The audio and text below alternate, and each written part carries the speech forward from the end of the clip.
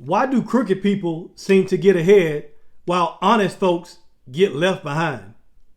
Well, in this video, we're talking about a story that sounds totally backwards. A guy cheats his boss and still gets a standing ovation. What? But Jesus uses this weird story to teach us how to think smarter about time, money, and what really matters.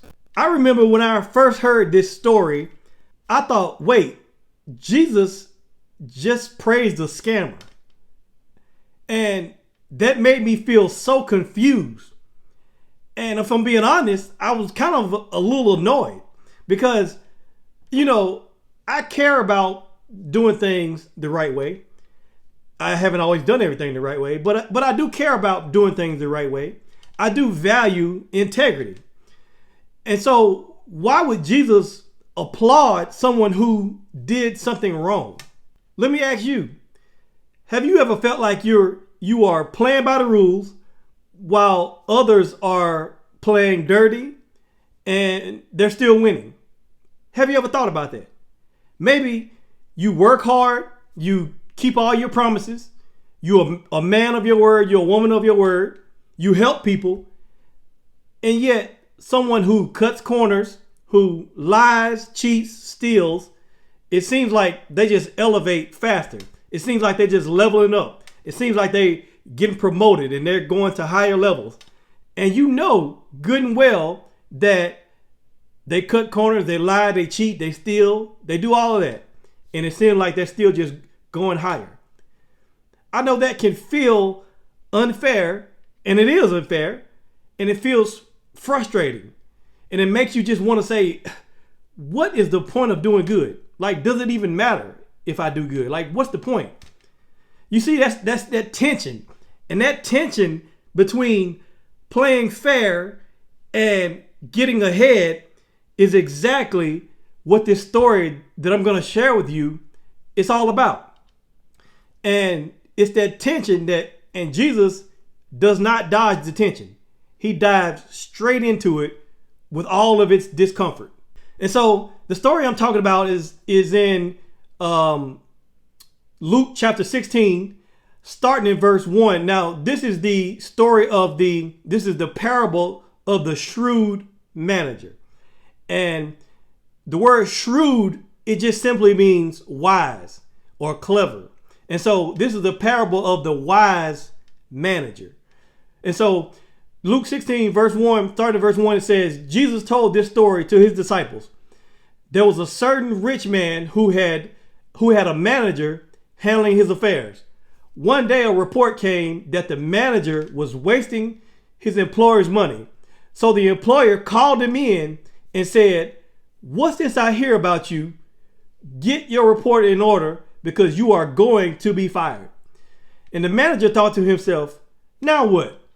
My boss has fired me. I don't have the strength to dig ditches and I'm too proud to beg. I know how to ensure that I'll have plenty of friends who will give me a home when I am fired. So he invited each person who owed money to his employer to come and discuss the situation.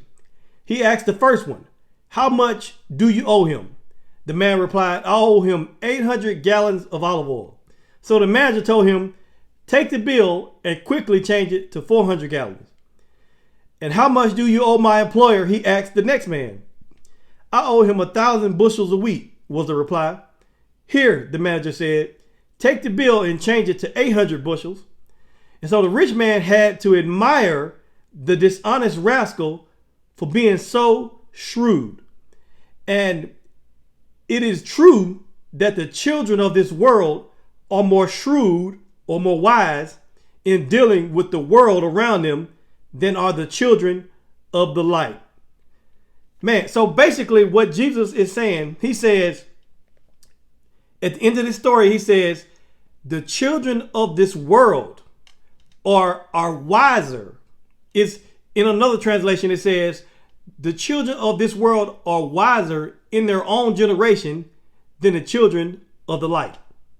So basically, the children of the world, the people who are worldly, the people who have worldly ambitions, the people who do worldly things. Basically, unbelievers, people who are unbelievers, atheists, agnostic, all that, unbelievers, or people who are believers of another religion. Those people are wiser than the children of the light. The children of the light are Christians, people who are followers of Jesus. Children of the light, the people in the world are wiser than the people who follow Jesus. That's what Jesus is saying. Jesus is telling this story to his disciples, and he's telling his disciples that the children of the world are wiser than you. And the children of the world are wiser than the Christians, than the people that follow Jesus. That's what he was saying. And so Jesus didn't hold back. He didn't mince words. He said, they wise. They bad people, but they wise. That's basically what Jesus said. And so, what did Jesus really mean by this? Well, so he begins telling this story about a rich man who had a manager who was managing his money and who was over the money. Now, this manager, this steward, he had been wasting the money.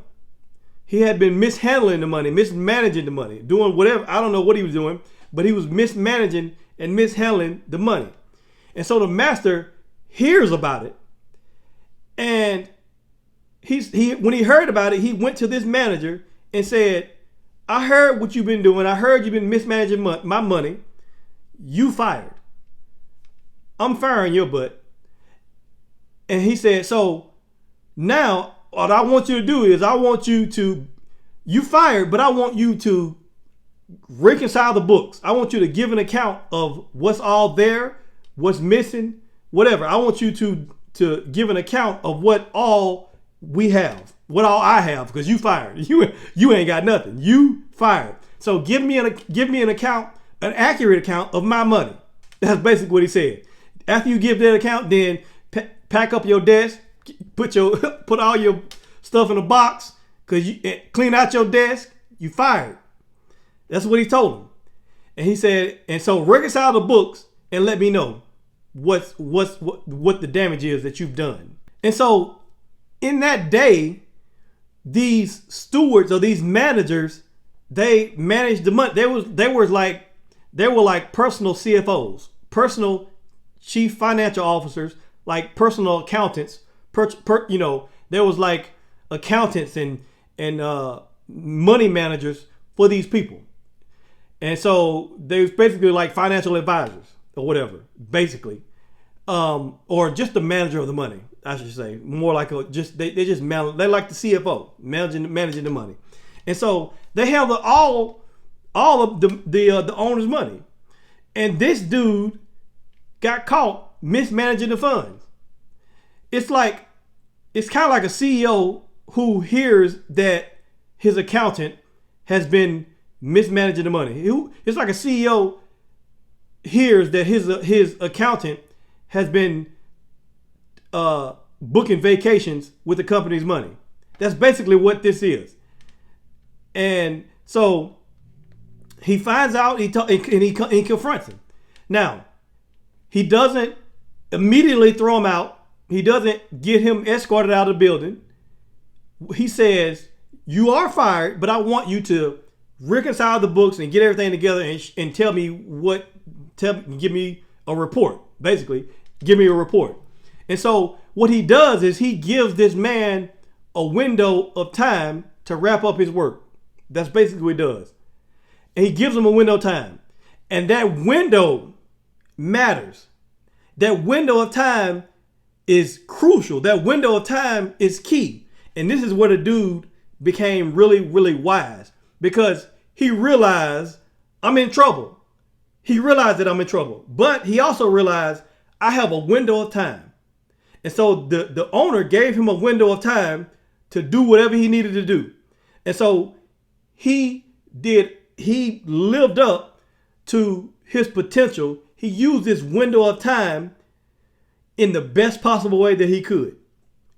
And so the lesson here is, even in failure, even though he lied, even though he cheated, there's still a chance to respond in that window of time, and there's a chance to respond with some wisdom. And so the lesson is, when your time is short, your actions matter the most. And so don't waste your time. Don't waste your warning window, because that's what that window of time was. It was his warning window that you fired, but you have a window of time. And so don't waste the window of time that you have. That's the lesson here. And so in this window of time, he at first he panicked. He did panic at first. He panicked and he was like, okay, I don't know what to do. He immediately was like, I got to find another job, but I ain't strong enough to dig ditches. So I ain't strong enough to be digging no ditch with no shovel. I can't do that. And then he said, and I'm too proud to beg, because I done had this prestigious job managing the owner's money. I've been this CFO. I've had this good job. And so I'm too proud to beg. I'm too proud to be on the corner begging for money. And he said, so he panicked for a minute. And then I don't know how long he panicked, but it couldn't have been long, because he only had a window of time. And so he didn't panic for long. He came to himself immediately. And that's a good lesson, is that it's okay to panic in the initial, when you first hear something, when you first get fired, when you first hear the bad news, when somebody first gives you, when something first happens, it's okay to panic. But it's not okay to just stay in panic mode for hours and days and weeks on end. Panic, have a reaction to the moment, in the moment, and then get yourself together, like this dude did. And he got himself together and he said, I know what to do. I know what to do. I'm going to win the favor of other people, because if I get in their good graces, once I get escorted out the building, once I ain't got no more job, once I ain't got no job anymore, these people, if I help these people, then they'll welcome me into their home. And so I won't have to be homeless. I won't have to be begging, because they'll welcome me into their home because I showed favor to them. I did something good for them. That's the conclusion he came to. And so would it be great if you could start coming to that conclusion, that instead of spiraling out of control, I can just go help people. I can take whatever happened to me and figure out a way to go help other people. Wouldn't that be amazing if you could just think about that when things happen to you, instead of just panicking for weeks on end? And so this dude didn't do that. He just figured out a way what he could do next. And so he said, I'll just help people. I'll help these people, and they'll become my friends, and then they'll give me a place to stay once I get fired, or once I'm escorted out the building, because he was already fired. His job, he was through. He was fired. And so once he finished giving the report, he was out of there. And so this reminds me of a business that was a startup business, and the founder, they had investment money, but they was running out of their money. And if in the business world, when you get investment capital, right, the investors want you to spend that money on growing the business. They want you to spend that money on marketing. They want you to spend that money on all that, like a bunch of marketing and stuff like that, and advertising and all that. That's what they want you to spend the money on, for the most part. Well, this dude, the money was drying up and the business was still kind of stuck. And so he realized, okay, instead of panicking, I'm going to use this last bit of money that we got, and I'm going to start using that to build partnerships with other people. Not just advertising. I'm going to start using it to build partnerships with other people. Basically, he used it to make friends with other people. And guess what? Those friends helped him land on his feet in the end. And so it all worked out for him, because those partnerships became lucrative. And so the lesson here is, wise people who are wise, people who use wisdom, they plan ahead even in bad situations. Or they plan, they have their moment, and then they come up with an idea to move forward, even in bad situations. They don't just get stuck. And so they don't get paralyzed. They learn how to pivot. And so when he came up with this idea, and he calls all the master's clients, and he said, you know what? I'm going to help you out. He called the clients and he said, how much? He called this first dude. He said, how much do you owe my master? He said, well, I owe him 100 barrels of olive oil. Well, he said, well, make it 50 and make it 50 and we good. And so I'm pretty sure that dude was like, what? Say less. Let's go. And then he went to the next person. He said, how much do you owe? How much? And he owed like 100 bushels of wheat. And he said, make it 80. And I'm pretty sure that dude was like, all right, let me hurry up and do this before you change your mind. So he made it 80. So what he did was he helped these people. They owed his master money or oil or wheat or whatever. And what he did was he said, I'll give you a major discount. And so, but it's due today. If it's due today, if you can do it today. And so this was, it helped him. But now, he had no right to do that. That's the problem. That's why it's wrong, because he had no right to do that. It ain't his money. It ain't, you know what I'm saying? It's his master's money. So he had no right to do that. And so he made a call all on his own. And guess what? He made this call while he was fired. I mean, he fired. So he ain't got no business making decisions for the business because he's fired. And he still made a decision. But he was looking out for himself. He wasn't looking out for the business. He was looking out for himself. And so back then, in that time, in that world, when you reduce somebody's debt like this, it made people feel deeply grateful for that. And he knew that. He knew that if I did this for these people, they'll be so grateful. And once I'm fired, they'll let me live in their house if I need to. And so it was he knew that what was going to happen is reciprocity. He knew that if he did something for them, they was going to feel obligated to do something for him. That's why he said, I got an idea. I'm going to help them. And this will keep me from being on the streets because they'll let me in their house. And so, so he knew that this was going to make them loyal to him. And so he wasn't just being nice. He knew what he was doing. He did this for his own good. He was not being nice. And because he had no, again, this is not his business. He did not have the right nor the authority to give them a discount because it's not his business. It's not his product. It's not his money. And so he was not being nice. He was not being nice to his owner, and he was not being nice to these people. Even though these people benefited from it, he didn't do it out of the kindness of his heart. He was trying to set himself up. And so what he was doing, he was being strategic. And so the lesson here is being wise with connections with people. You got to learn how to be wise when you're connecting with people. That's the lesson here. Be wise in making connections with other people. And so he did all that, and Jesus tells this story, and then Jesus says something shocking. Jesus says the master praised this dishonest manager when he found out what he did.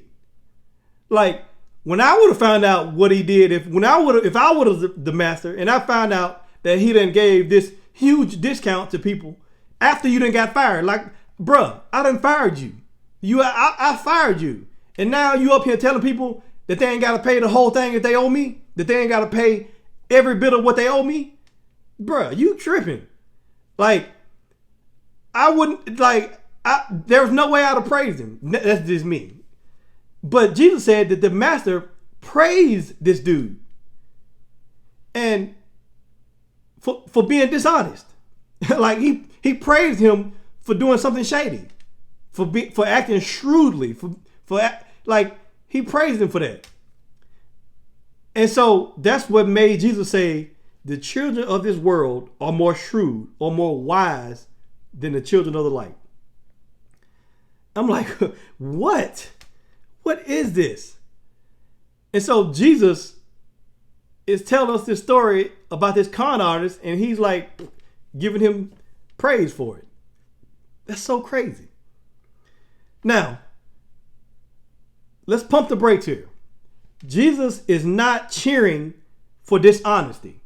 Jesus is not promoting dishonesty. Jesus is not promoting lying and cheating. That's not what he's doing here. he's pointing out the fact, he's just using this story to point out the fact that non-believers often use strategy. They use all the strategy that they can. They use hustle. They use urgency. They use wisdom to chase temporary gain, while believers just fumble around and trying to be and walk around looking spiritual all the time.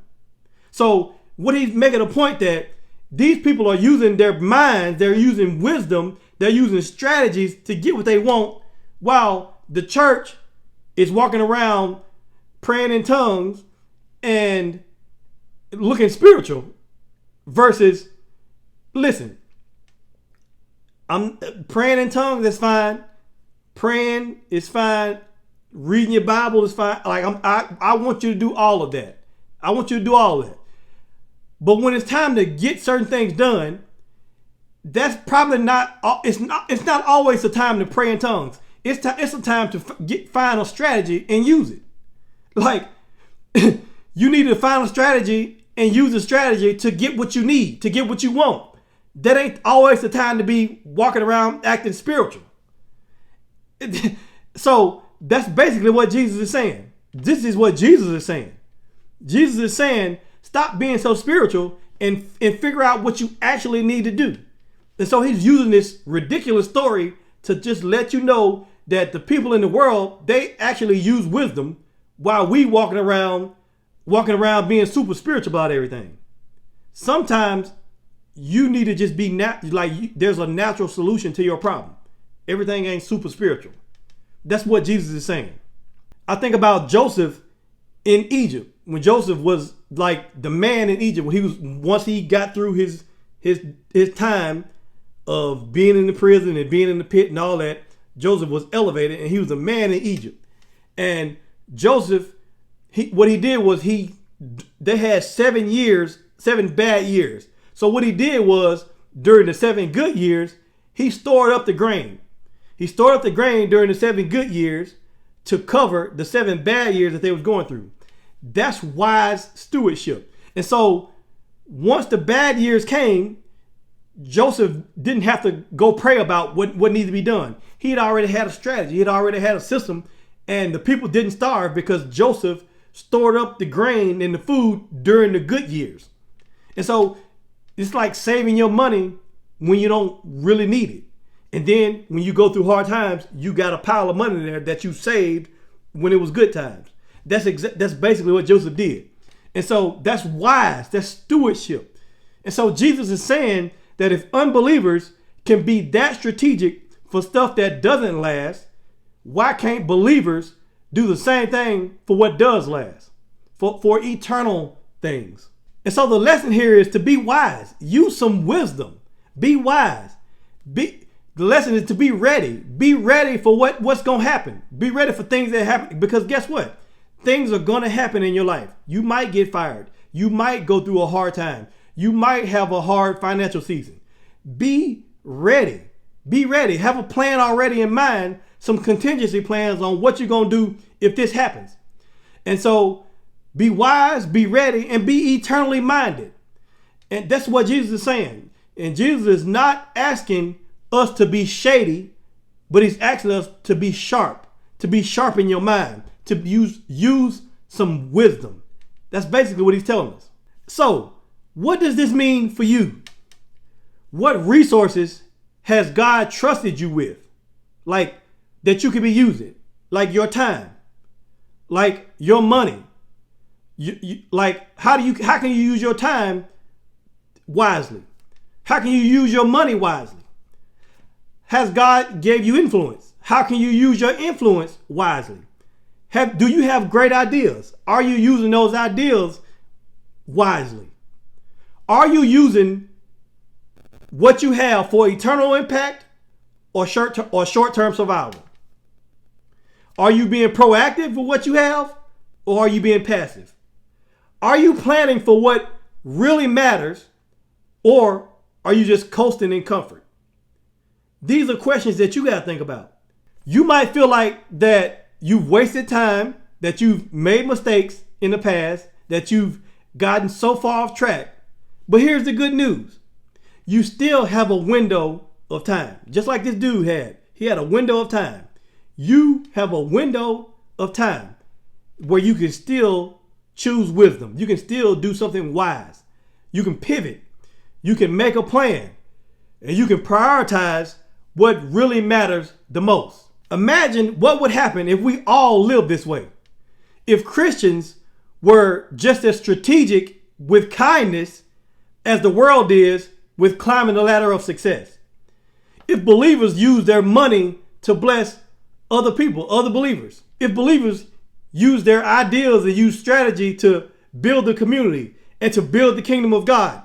What if people use their wisdom and use strategy to bring people closer to Jesus? What if we did that? What if churches taught people not just how to worship on Sunday, but how to live wisely on Monday? What if that was the case?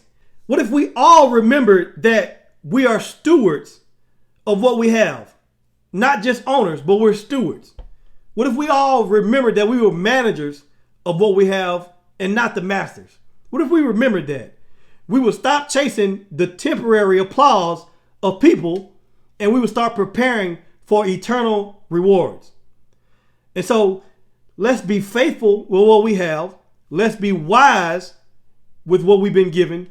And let's be shrewd, just like this dude, but let's do it for good reasons. Let's use our wisdom for good. And let's live with purpose before our time runs out. Because when the books are closed, then it's what is eternal that counts. It's what you have done for God that really, really counts. And so that's what I wanted to share with you today.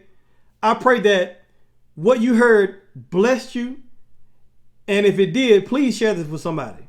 We have to learn how to use all of our resources to impact other people and to impact the kingdom of God. And so if you got something out of this, please share this with somebody. Thank you for watching, and I'll see you in the next video.